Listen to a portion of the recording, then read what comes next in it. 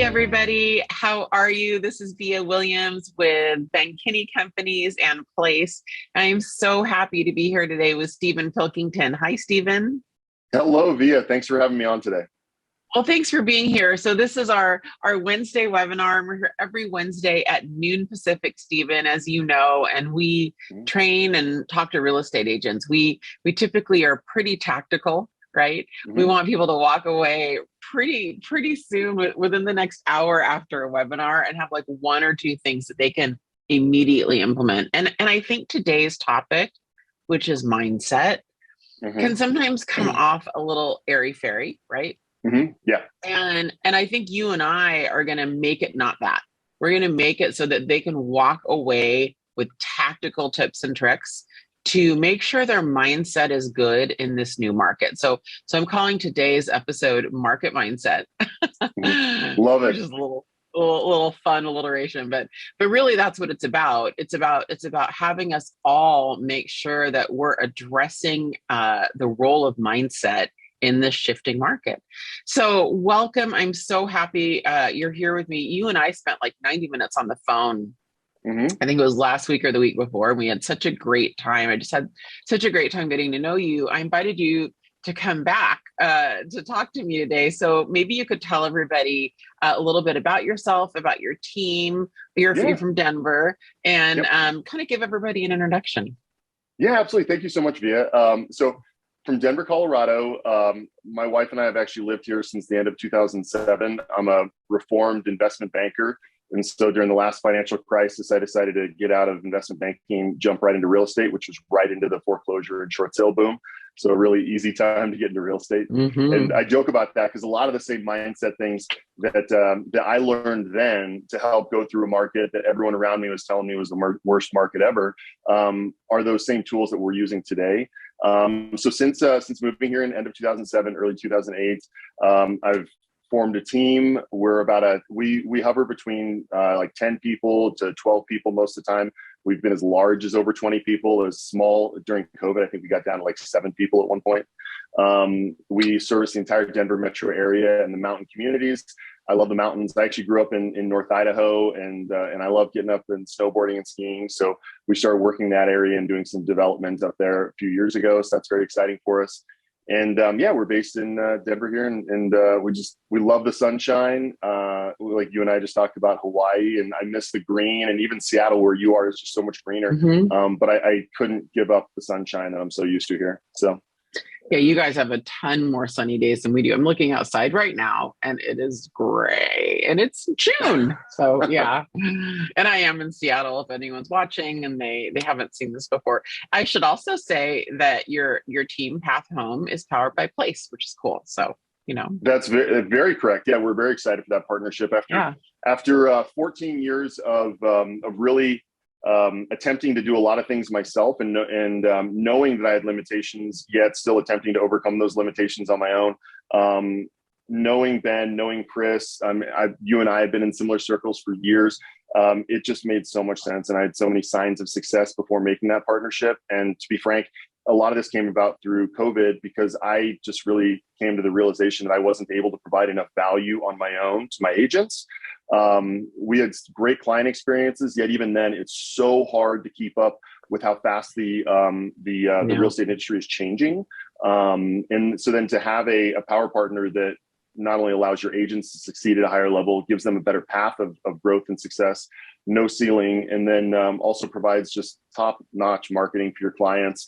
We're not constantly reinventing stuff because we have the partnership with Place that's helping us improve constantly. So 100%, really happy about that. That's awesome. Wow, that was great. Thank you for sharing all that. That's amazing. Okay, so Stephen, are we in a market shift right now? Very much so. And not only are we in a market shift with the real estate market, we have a lot of perceived wealth and a lot of real wealth that's lost in the last 6 months. Really, I mean, there is hundreds of billions of dollars of wealth loss between stock market loss and if for those who are invested in the crypto markets, incredible crypto market loss. And that's starting to show up a little bit on the real estate side of things with uncertainty and of course with the affected interest rates now. that, I mean, effectively people are paying double the interest today that they would be paying in December if they would have taken out a loan then. And the side effect of that is that's a lot of changes. I mean, that it's historical amount of changes in a 6-month period. And the side effect of that is that people who may have been in a really good position are still in a good position. They're just not in as good a position as they thought they were. They might be a little more into just down a little bit, down from the all-time high. I think we as humans have a tendency to look at like the high water mark, the all-time high, and we don't look at where things are most of the time. We look at our best experience in life, and if we're not eclipsing that, then can be a lot of disappointment. And we're in what I often call a shifty market, because even in the same metro area, we may have some neighborhoods that are selling for 100% or less, and some neighborhoods that are still selling for 100% or more. And it really just depends on price point. The condition of properties matters now, where 6 months ago it didn't necessarily matter. And now people aren't necessarily bidding up a property that needs a lot of work. So it's a lot of changes, and it's all very normal. It's time for everybody to like brush off that "Who Moved My Cheese" book. It's all very, very normal in the cycle. We just happen to have gone through like the biggest bull cycle in real estate in the history of real estate. And so we're coming to that leveling out point. I'm so glad you said that, because it is shifting. Like I tell people a lot, I think, a hot house that's well presented and has a great floor plan and is fixed up and in a great area.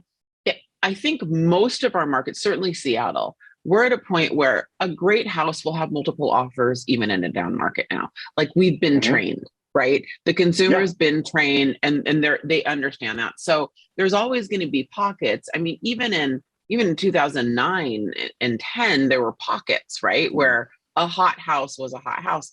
And it's interesting because all the way through this last run up, what I would coach my agents to talk to buyers about is it's really, really tough bidding on houses and losing and feeling like you're paying over market value. The fact is, if your house has that many multiple offers now, it's probably going to have them when you resell, though, right? A hot house is a hot house. Even in the peak of all of this, a crappy house did not necessarily get multiple offers, might have gotten 2.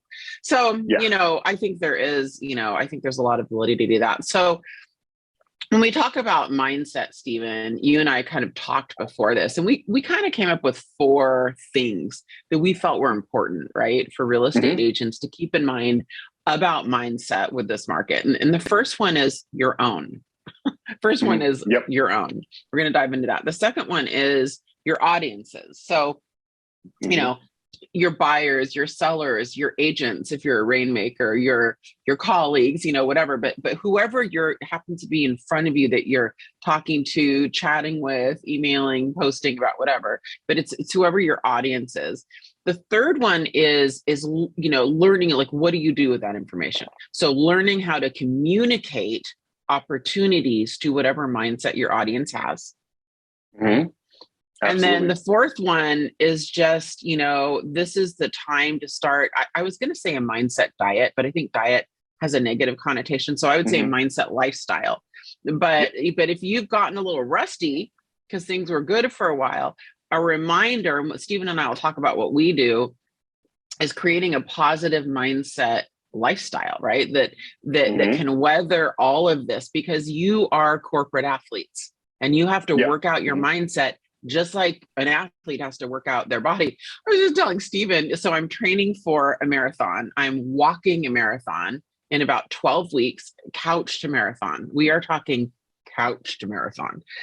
And I was dragging this morning.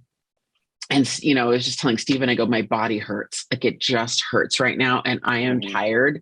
I'm going through that cycle because I just re-upped again, started working out again. And I'm going through that cycle where, like, the energy will come later, but it's not here now. And I'm like, so that corporate athlete, like that whole, like, making your muscles stretch and repairing and all of that is very fresh in my head, Stephen. All right. So let's start with our own mindset, right? Let's start with our own mindset. What are your thoughts on getting your own mindset in order and getting clear on that? Yeah, that's a great question.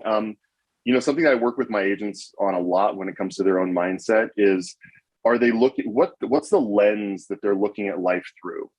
Are they looking at life through the most recent win that they've had, the most recent loss that they've had?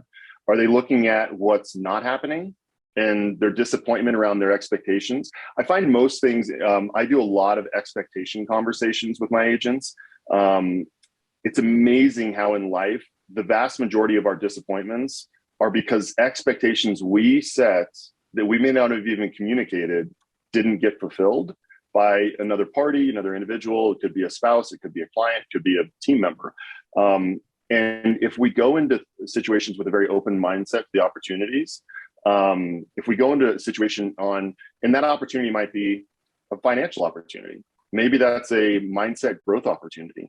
Maybe it's I've been on the couch of real estate for a while and it's time for me to get up over the next 12 weeks and make this marathon happen, knowing that that's going to help me separate myself from the masses out there. And so really, when I think about that lens or that filter, there's times where I think people need to, almost like a camera, there's times where you need to really zoom out and look as wide as you can. And then I think there's times that you do need to focus and narrow, but you can't be static. If you stay in one point of view, if you just have tunnel vision, then it's so easy to really turn reflection into rumination, where you're stuck in a pattern of negativity.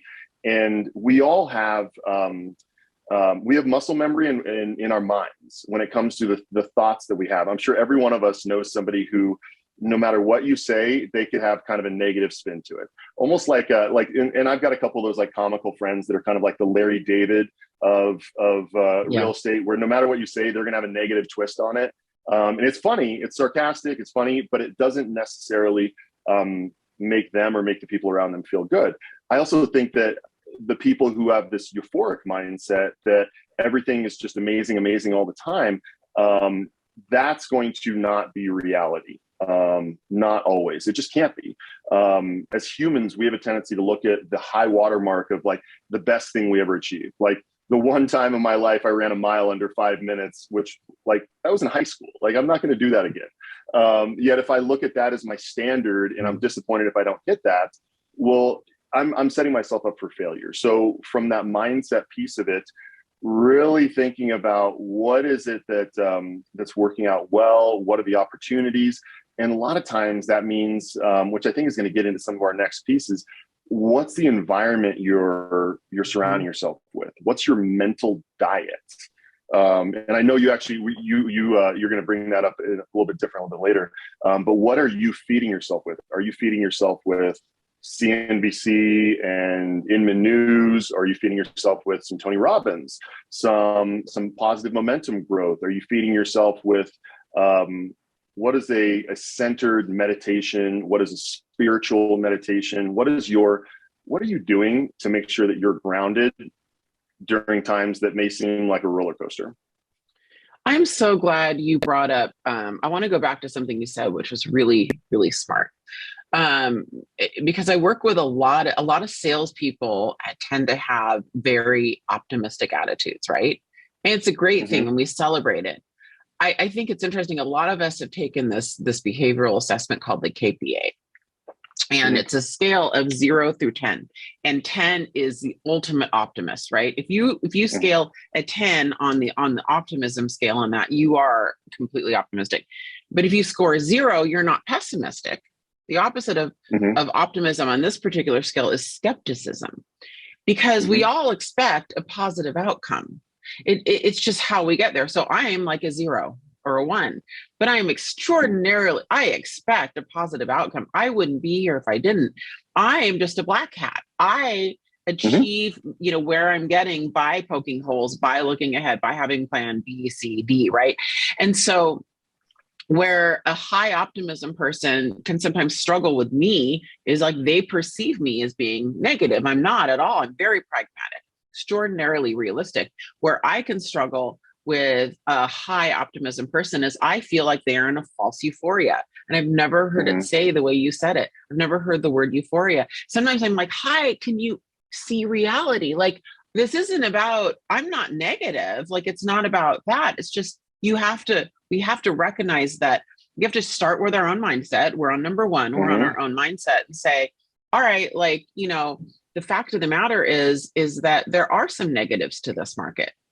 Like we're here I am on my webinars. This is good. There's opportunity. It's great. There's a lot of great things. There is nothing to be afraid about, guys. Nothing. Yeah. And there are some negatives. There are some negatives. You just have to recognize it, understand. Some people might lose their jobs. Some people might, lose value in their home, and we might have to do some, I don't know. But like, I recognize that and I anticipate it. You even mentioned one of your friends started getting in relationship with some of their asset managers again. Yeah. So that's a really good point right there. So in two quick things on that. So first, to go back to one of the things you said there, I think I think that's so powerful that you know who you are and that you're still having optimism, but you're black hats, or you're coming from that you want to be able to poke the holes in the situation. I think people like that are just like, I'm like that very often. I think we are expecting to win at a high level. So we're really working to figure out, like a chess game, what are the things that could potentially go wrong? What are the hurdles that we're going to encounter? And I think what's so important about what you brought up is helping to identify who your target is, whether it's the agents on your team, whether it's the clients you're working with. Because if you're working with somebody who's in this euphoric mindset, you don't want to tear them down. Like I remember I was talking to my wife about this, and she was like, you don't want to come in like disappointed dad, that you're like, oh, that's really great, you're doing this, but this, and this. It's more like, you know what, fantastic, keep where you're coming from. Yet let's look at the holistic reality, because what I don't want is I don't want you to be blindsided by this single point of view. Let's look at somebody else's point of view, because both of them are some level of realistic here. And then we can really get down to prepare you for the next steps. And then your point about the financial advisor piece of it. So my background was asset management and investment banking. And so when I got into real estate in 2007, 2008, all I knew was that this is what real estate was like. And there was agents just like fleeing the ship. Because they're like, this is the worst market we've ever seen. Everything's terrible. Well, my only experience like that, I'd never been through it. Yet when I got my stockbroker's license in 1999, I graduated in 2001. Yet I started taking on advisory clients in 2000 while I was still at college for the firm that I worked for in Beverly Hills. And when the market was crashing, and we're seeing some of those same signs, but you had stocks that were high flying stocks back then that dropped 70%. And on paper, somebody may have lost 70% of that asset or that portfolio. What we really looked at is that communication was key during those times.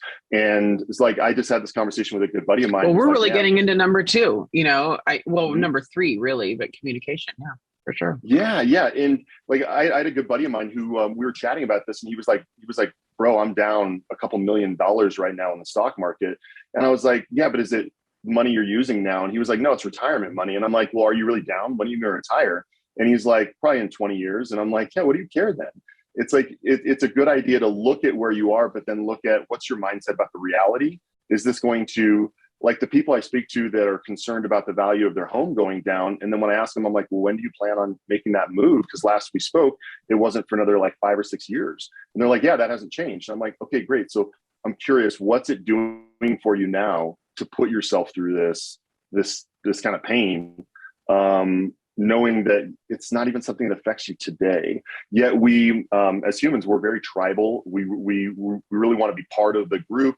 We want to be part of feeling what other people are feeling. And that means that when things are really euphoric and positive, we want to feel the same thing. And then when we start seeing signs of negativity, it's easy to jump on that, which is why the news doesn't talk about like normal, pleasant things. It goes from one side of the spectrum to the other. Yeah. And before we go, I do want to wrap this one up and move on. But I do want to say that the reason I think, Stephen, you and I both thought we need to start with ourselves is, regardless of what your mindset is, get clear with yourself, get honest with yourself. If there is fear, don't, I was just with a group of amazing women with Her Best Life last week, just an amazing group. There's about 20 of them who flew out to Washington, and we spent some time together. And one of them said, you keep talking about emotional regulation, and I just feel like I don't want to stifle myself. And I'll say to you what I said to her. I said, emotional regulation is not suppression. So be sure that you are feeling the feels and acknowledging fear or excitement or tiredness or overwhelmedness or confusedness, whatever it is. This is not about suppression. It's simply about you know, being aware of your state of mind, understanding, and then getting into action to fix it. So I don't want to, I don't want to advocate this, I don't want anyone to leave this thinking Stephen and I are like, oh, you know, whatever. The other thing, the reason I brought up euphoria is if you're wired a little bit more like me, you know, I think that sometimes we resist. Sometimes we hear people talk about this and we're like, I don't want euphoria. I want a reality, a realistic baseline of a mentality, like walking into this market. That's how I am, right? But I am extraordinarily positive and focused on my mindset. You know, I am not euphoric. You don't have to be. And if you are euphoric and that's naturally where you want to be and you want to be that person, that's okay too. Be aware of it though. I just think you need to, regardless of, you know, the first thing with your own mindset is being completely aware, honest with yourself about where you are and getting it right and learning what it takes to get it right. Usually it's getting in action. To me, behavior helps my mindset a little bit more than mindset helps my behavior, which is a whole nother topic. But I find if I get into action, my mindset follows. A lot of people teach that your mindset should lead. It's my hack. The VIA hack has always been behavior leads, which is really, it's a truly fascinating concept. But okay, so knowing your own mindset, getting control of your own mindset, like being aware, that's the first thing in this shifting market. Pause, take some time, get yourself right, because you have to be right. Now, Stephen, number 2 is really getting in tune with your audience's mindset. So this is about listening skills, right? This is about reading and listening to different appropriate sources and trying to get a collective understanding of where people that we're interacting with might be. Yeah, I think that's 100% on point. And one thing I'll add to that is the power of questions during a time when things are changing is so important. One of my favorite quotes, and it's terrible that I forget the author's name because it's one of my favorite quotes, but the greatest illusion of communication is that it happened, is the quote. And the whole idea behind that is that it's the same way that like my operations director and I both talked about, was something getting done with certain clauses we wanted to save. He said, yes. George Bernard Shaw. Awesome. Yeah. It's, and so really getting good at asking questions, so I'm curious, like, what's your impression of the market? Now, what caused you to have that impression? Where are you getting your data so I can make sure that we're on the same page? Because sometimes you might be educating me. Sometimes I'm going to educate you that maybe you're looking through one piece of it and we need to broaden that. And it goes back to that. What's your focus? What's your iris? In helping identify where your audience is. And again, if your audience is an agent, are they focused on the euphoria and they haven't come down to reality that they're going to have to kind of get off the couch and get moving a little more? Otherwise, what they did in the past likely won't give them the same results in the future. Or are they looking completely negative and they're not looking at the opportunities, knowing that market share is typically gained during times when the market is negative. It's not gained when everybody has money that they're spending on advertising. It's not gained when everything is great. You might get some lucky home runs then. Yet when you actually grow your personal business, when your sphere looks at you as the expert, it's because you're helping them weather a storm, not because you're giving them high fives on the beach. Yeah, I love that. And we're going to move right into number 3, because I think number 2 is pretty self-explanatory. I think you did a great job on that. It's just asking questions, learning where they're coming from. You can read body language as well. But number 3 is really where we start getting into some tactical skills, right? Number 3 is, how do you communicate to their mindset in a way that shows opportunities, you know? And shows movement, right? That's what we're trying to do. We're trying to move people to potentially to the next step, if it's right for them. I don't mean to sound like we're manipulating on any level, but so learning how to communicate to people within their mindset. And what I want to share about this, Stephen, is I am passionate, which is ironic. It's an ironic statement. I'm passionate about giving informed, data-driven responses. So I'm passionate about not giving passionate responses. I'm passionate about, that when someone asks our opinion, often it's best to answer in a non-emotional way, because we can kind of stop that pattern a little bit. And so, how is the market? Well, our appreciation rate is blank percent. We have, 20% more homes on market than we did this time last year. And we have 10% more pending sale, or, less pending sales, which is a phenomenal opportunity for buyers right now. Yeah. Well, isn't, blah, blah, blah. So it's just facts and data. So what's funny is one of the things I like to coach my agents on is, are you doing show and tell, or are you doing tell and tell? And I think it's so important to bring real numbers. I'm a data-driven person.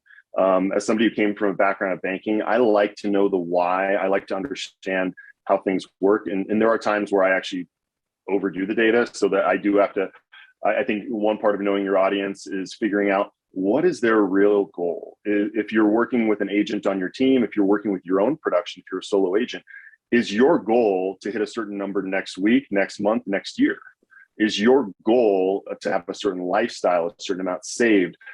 Looking at that in a holistic way and figuring out really based on the current market conditions of what's happening, if I look at my goal on the horizon, I just have to pivot and maybe make some little adjustments. When it comes to sitting down with clients on that same topic, oftentimes you have to look at, when I think like the numbers, when like I love hearing like percentages up, what does that mean? How many households, how many families in your neighborhood, in this zip code, in this county, what does that mean for you? And then to give them some context historically. Because if we talk about how, the number of pendings is down 15% right now. And that means that we're seeing about 400 homes per week less, or 300 homes, or 20 homes, or maybe that number is only like, we're seeing 30 less homes per week, which in a market where 1,800, 2,000 go under contract a week, if we're seeing 100 less, well, that is a real number. Yet there's still a huge piece of that pie that we can get in if we want to get competitive. We want to get to the reality of what is necessary to succeed. So Stephen, that was so good. And I think that's a really good hack. And it's one that I've been using a lot lately, is going from percentage to absolute numbers in your market. So actually, because everyone's thinking with them, they're all thinking like, what's in it for me? And so when you go, okay, what that means to you is you're probably going to have 20 more homes in the search parameters we have. You're going to have about 20 more homes to look at. Right. And so you always want to translate it when you're communicating into like what's in it for them, fact and data, right? And then how it affects them, right? That is really, really important in this. And then I think the other part of this is just really understanding your own numbers and the market itself, so that you can sit down and do a very analytical type of a conversation with them. Example, Stephen, you say to me, well, I'd love to sell our house and move because we're seeing that there's houses available now. Like we're finally, as you know, Via, we wanted to upgrade for the last few years, but we haven't been able to because we just didn't have a place to buy. But we're concerned that, if we go and buy, the home that we've been wanting the last few years, our payment's going to be about $500 more a month than it would have been like 4 months ago, 6 months ago. Right. Yeah. Yeah. So, so you have to just learn your own market and learn numbers and say, that's about $6,000 a year more potentially, which is potentially, let's say $12,000 you could be paying higher than you would have paid 6 months ago. If you anticipate about 2 years to refinance, I don't know what you're going to anticipate, right? But say it's $12,000. What if we could get that house for $25,000 lower? And as a reminder, that's not a straight ahead equation, because you're in the 30-35% tax bracket. That's actually even a bigger write-off, right? Which and you mentioned that you just have to know your facts and data. Furthermore, rents are all going up 10 to 20%. So those of you guys in the first-time home buyer sector, I have news for you. Rents are going up. They're paying someone's mortgage. Do they want to pay their landlords, or do they want to pay their own? And remember that time where none of the first-time home buyer programs would work because we had like 20 offers? Guess what? So a lot of them who have that, they don't have the down payment, and that's what's stopping them. Mhm. They can probably go run an offer right now with a down payment program and get it accepted. Yeah, and Via, you brought up such an important thing right there is knowing all the different solutions out there for your clients. I think one of the most important things in aligning yourself with a tribe, whether that's a team, whether it's your brokerage, whether it's your local association, that's going to educate you on your clients' different options. It's amazing how many more people we were able to help as soon as we knew about Home Partners of America. That, oh, we can't qualify barely. However, we can pay this really high rental payment. And like, well, what if we can get you into this house and you can refinance it off later? Or the individuals who are like, you know what, I would move in a second. I am terrified of being homeless and I don't have the cash. It's all tied up in my home. Mm-hmm. And then learning about, well, what does your local banks offer for HELOC loans that could potentially help? Does it make sense for them to look at one of these cash now, Mm-hmm. sell your home later programs, Mm-hmm. such as like Home Light or Homeward? And I know there's like a dozen different ones out there in your local area may have But this is specific ones that you completely use. the time for that, right? And you Very guys, a much lot so. of the times, a lot of our clients might be able to keep their homes and rent them out and just hold Yep. them too, right? I know we want two sales, don't get me wrong. Yeah. But but I mean, I feel like my job is to help people buy. If I think if we all had our way, we would never sell real estate. That's Mhm. a little unrealistic, but like, we want to keep them there. Yeah, Stephen, exactly. And so this is all about answering in a fact data driven way. And you know Mhm. how it looks like in real time, like literally, and you guys all know I'm still in production, right? I still try to sell like a home a month to stay fresh. So Stephen, like in real time, I just did this. I have clients that I'm listing their home next month, and how it looked is they were really unsure.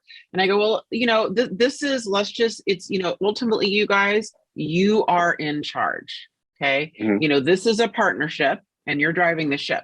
But can we spend a few minutes, and I'm going to show you some numbers and you guys decide. What I'm going to do is I'm going to give you the facts and the data to make your decision. Is that fair? And they go, yeah.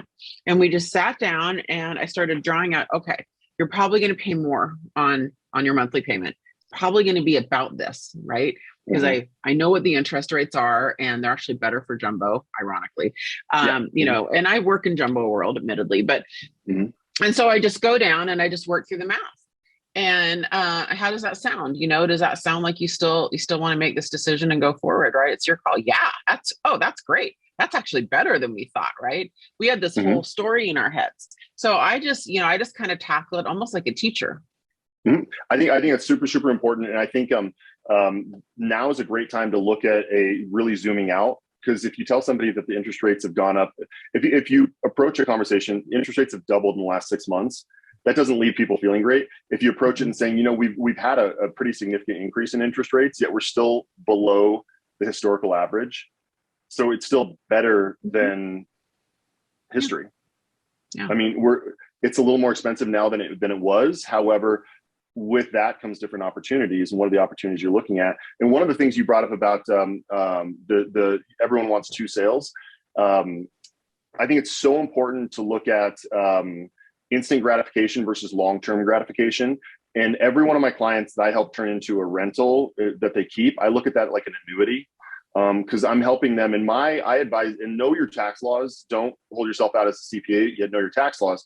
So I make sure to tell all my clients, especially the ones that have a lot of equity in their property that they want to keep as a rental, that go ahead and keep it. Yet let's just make sure that no matter what, by 2 years and 360 days, you're out of this property, so you can take advantage of that $500,000 or $250,000 step up in basis. And that we can get that property sold. And ideally in that time frame, in the next 2.5 years, then like an annuity, you've got somebody paying it down for you, increasing your equity. And ideally, we're going to be in a market right now where, worst case scenario, if things were flat 2.5 years from now, which I'd be very surprised, if they were completely flat, then you still have more equity because your property, your payment's been, or your mortgage has been paid down. And then, so you have a future opportunity to roll somebody into. I actually have a meeting today at 4:00 over that exact same thing. And the whole goal is that now this house that we could have sold 2 years ago for 650, we should sell for 750.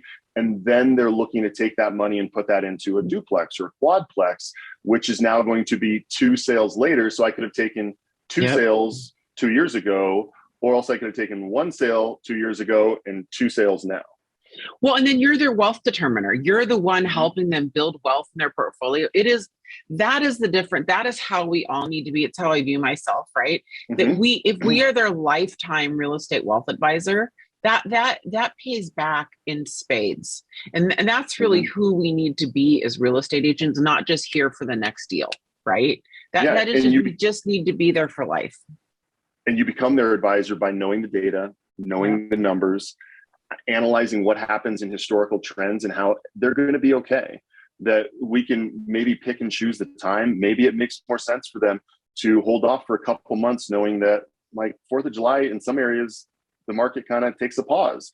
And historically, they might be able to get slightly better deal on the buy side if they're doing it in the fall. At least in Denver, that happens. So knowing what's happening and being that expert and then communicating that, something that we're working on, and there's a lot of things we're working on. Like I know what to do, yet doing it is not always easy. It's real estate. It's that whole simple. It's not easy. And sharing this information in your social media, sharing it in conversations. When I have conversations with my agents, and they're like, I don't know what to talk to my sphere people about. I don't know what to talk to my my nurturers so about. Much right now. I said, yeah, first of all, the number one call you should make is how are you doing? What's happening in your life? Like, we don't even need to bring up real estate. And eventually, like most of the conversations I have with my sphere do not start with real estate. They end up asking me about it because I've been there to give them data about the information, knowing what's happening in their neighborhoods, in their markets. Yet then going into, as soon as you start giving some of that real factual data and how this could be maybe a bit of a challenge, yet where there's an opportunity. So look at that kind of compliment sandwich style on, yes, this has been, you've got a beautiful home. I know that it may not be the same result as it could have been 3 months ago. Yet let's look at what's changed and how this could be to our advantage, and then make a decision and be the coach.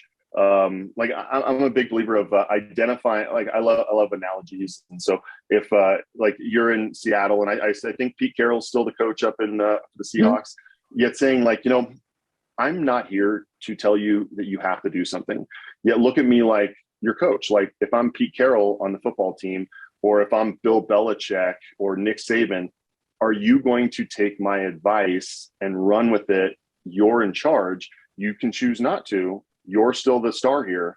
I'm here to support you. Yet my goal is to help you win. I'm on your side, and guiding people that way through a turbulent market. I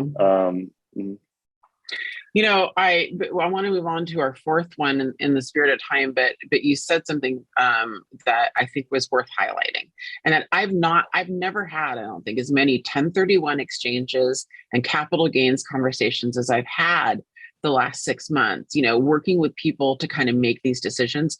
If you are a real estate agent, you have to have a basic knowledge about both of those things.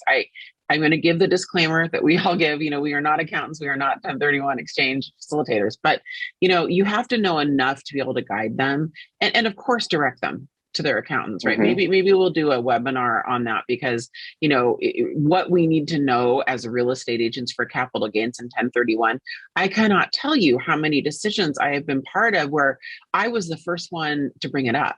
Then they go to their accountants and they talk to their accountants and they confirm. But just me raising a flag saying, have you guys looked at this? Because what's your, we figure out their cost, at least know how to figure out their cost basis, at least know how to figure out roughly what the spread is. Cost basis is a little controversial. It can be interpreted differently by different accountants. How distinct a remodel is, and if it's a material remodel, they're all a little different, but at least be able to say, well, you guys are, regardless of how we interpret this, you're in the 600 to 800 range, which is above your 500, right? So you have to at least know when they're going to have, consequences and at least steer them that way, right? That is I think that is our job, is to point out potential red flags, right? Yep. And if you're in a situation where you're unfamiliar with that, YouTube University is incredible. The next one is if you reach out to your title rep, and everybody knows a title rep because we all have them stop by our offices, or we just know title reps. If you've been in the business for more than 6 months, you know a title rep. Ask them who their preferred 1031 exchange people are, and then call those people and ask them out to lunch. Accountants and people like 1031 exchange, they do not get wined and dined like realtors do from lenders and insurance and title company. So it's rare that somebody's going to say like, no, I can't make an hour to go out to lunch with you, and say like, I just would love to pick your brain and understand your process more, so that so I can guide my clients on what to expect, and so that they're not walking into this blindly. Because so often as agents, we go in there and we know the concepts of it, but we've never actually gone through it ourselves. And to sit down and have that conversation with those experts, that also puts you in the position where if I'm a coach, you're also kind of like a quarterback, coordinating everybody in that involved in the transaction to be the expert. And the quicker you can have that foundation of service providers that you can just trustfully send off your 2 or your 3 that you're going to forward to people, that again just reinforces that you're an expert during times when things are going like this.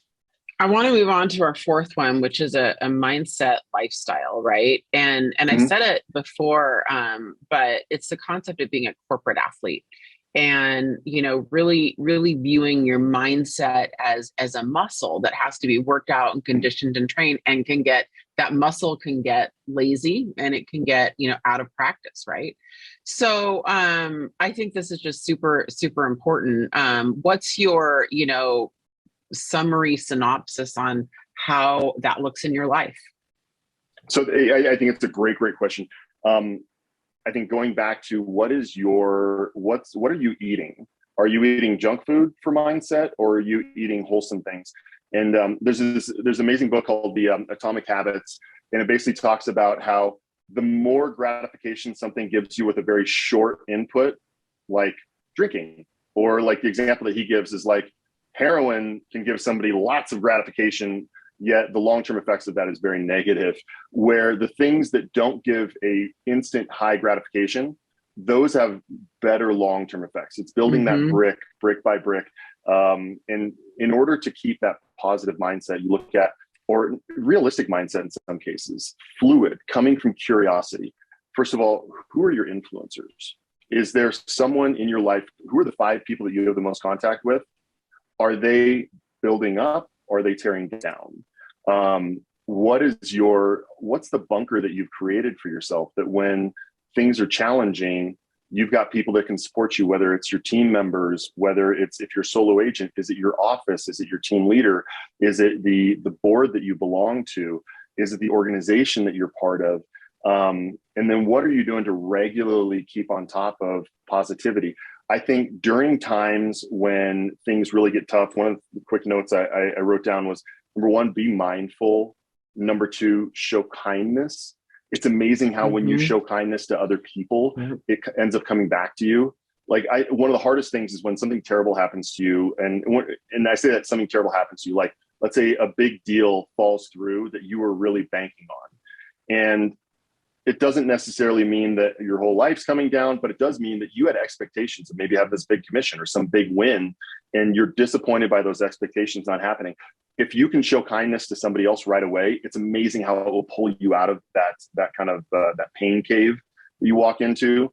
And then that last piece is really showing gratitude and having a daily practice of gratitude, having reminders. Like I think as agents, we're expected to be unicorns and perfect in every way, in so many different ways.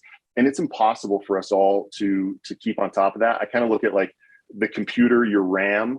If you don't reset your computer from time to time, if you don't improve the software from time to time, it's going to slow down. I think our brains are the same way. And that we have to create systems that are easy. So are you getting an automatic pop-up? That is going to remind you to show some gratitude? Are you getting an email, a podcast, a YouTube video sent to you daily that you take the time and effort?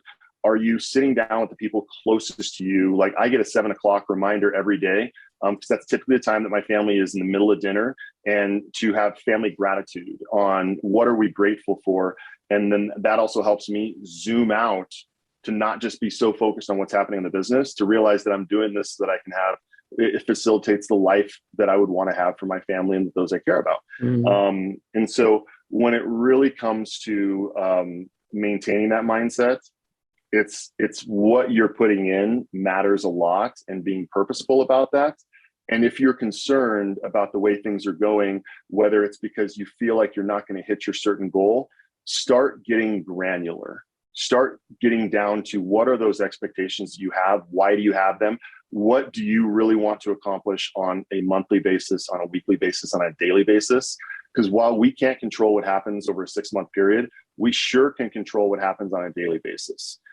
We can control where we put our energy, where we put our effort, and kind of what we feed ourselves so that we can get up off the couch and go do that marathon. Yeah, I love that. I love all of that. I would add, I have a couple just super practical, tactical hacks on a positive mindset, and yours are so good, and there's so many other ones. Number one is a reminder of something you said. I'm just gonna like highlight it again, shine a light on it, which is you cannot have two competing thoughts. So you cannot be angry and bitter when you are grateful, as an example, right? So we always want to try to we want to proactively insert a thought so that it will beat the other thought. So if you're in a grateful, loving, joyful, focused on helping others mindset, you simply can't have the competing thought, right? So it's almost like it is a hack, because it's almost like a way to preempt it. It's almost like it just getting into motion on those things. So I'm a big believer in behavioralism. I just think behavior can actually affect mindset really, really well.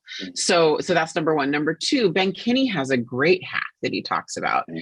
When he first started real estate, he used to get really nervous when he went to a listing presentation. And he would out loud, with his out loud voice, go, and I can't remember the exact thing, but it was, I am the best at what I do. I think it was something like that. And he said it out loud, because when he said it out loud, he said it drowned his mental thoughts. He just couldn't think, and he didn't want to think. And so when he would kind of sit in his car, then he'd walk to the front door, literally goes, I must have looked like a psycho, because he'd be like, I am the best at what I do. I am the best at what I do. And he would say it out loud because it would just drown out any doubts and negative mental self-talk. And I think that's a phenomenal hack, just to literally out loud say things that will drown out something else, right? The internal monologue that we have. The third thing is, I love this app called ThinkUp. I've used it for years now. And ThinkUp is an app where you record affirmations in your own voice. So it's my voice talking to me. They have hundreds or thousands of them.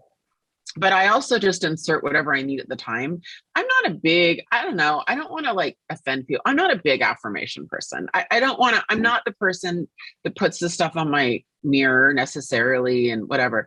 However, I've always liked ThinkUp, because whatever I'm working on in the moment, it puts it in categories. Like if I'm financially stressed, I'll listen to my financial ones a lot. If I have a big presentation, it groups it into subjects. And so it's almost like a shot in the arm with what I need, right? It's almost like an arrow for what I need. So I just think ThinkUp's a great hack.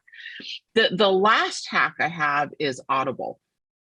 So Audible, or any type of a verbal book reading thing. I think most of us would say, hey, I retain better when I physically read a book. I do. You probably do. We all probably do. The fact of the matter is, I can get 30 to 40 books in a year on Audible. And the reality is I'll probably only read 5 or 10. So I ask you, what is better, 30 or 40 Audibles or 5 or 10 written? I say, if I can get 50% of an Audible, right, I am far better off plugging my ears constantly when I'm now that I'm walking. I'm getting a lot in, during my downtime with podcasts and Audible books than I am nothing. Right. And I'm a big music person. There are times where you need to listen to music. I get that. I need that release too. I need that vibe check too. But I just want to encourage you guys to fill your brain with really great books and really great podcasts, because, even if you're like, yeah, that's not, I do a lot better. You probably do, but it's better than nothing. And you're just getting great. You are absorbing it, right? You're absorbing what's coming into your head. So, I do want to also mention, you mentioned CNBC or something at the beginning of that. I've been on a news diet for a long, long time. I do I'll look up news, Stephen, that I want to see online. Like if something's buzzing and I want to just get a feel for it, but I can control that. It's on demand. I have long stopped watching the news and just letting them feed me. Mm-hmm. I ask for what I want, and I look at what I want to see, but it has made me better, and my husband, I don't know, a lot of you guys don't know this, but my husband was a broadcast journalist, was a news producer, produced the morning NBC news here locally, was a weather and sports and then just all around general reporter. We come from a news family, and I do not watch the news. So, Yeah, I use something called Morning Brew, where I get like a daily summary. I like Morning Brew. Focus on that. And then one other quick book I wanted to throw out there if people are interested, and I learned about this on from Tim Ferriss on Tools for Titans, or one of them. There's a book called the Heart Math Solution, because you brought this point up earlier, is that it's impossible to be angry and have gratitude. It's impossible to be in a state of gratitude and have a fast heart rate. Just like it's impossible to be angry and have a really slow heart rate. And what the Heart Math Solution does is and again, because I'm a kind of a data person, there's a lot of science behind learning your breath, learning when you feel your heart rate racing. And the goal of the book is that by the time you're done, assuming you're practicing some of the tips that they give you, is that when things are feeling out of control, you can get to the point where you can just take a big, deep breath in, a deep breath out, and calm your heart. And they train you on that by helping you focus on the gratitude parts of your life and centering us. Because again, it goes back to, it's easy to let things seem like they're out of control when we're not focusing on what's important and what lasts over time, when we're so focused on just what kind of the roller coaster of a daily basis might be. So I love that. Well, thank you so much for joining me today and talking about our market mindset, as we sort of figure out this shifting market, right? I think that sometimes mindset is just as tactical and certainly more important than a lot of the how to close, how to, all the scripts and everything, right? It is fundamental. It is foundational. So thank you, everybody. We will see you here next Wednesday at noon Pacific Live. You can always listen and watch us on replay. And thank you for joining.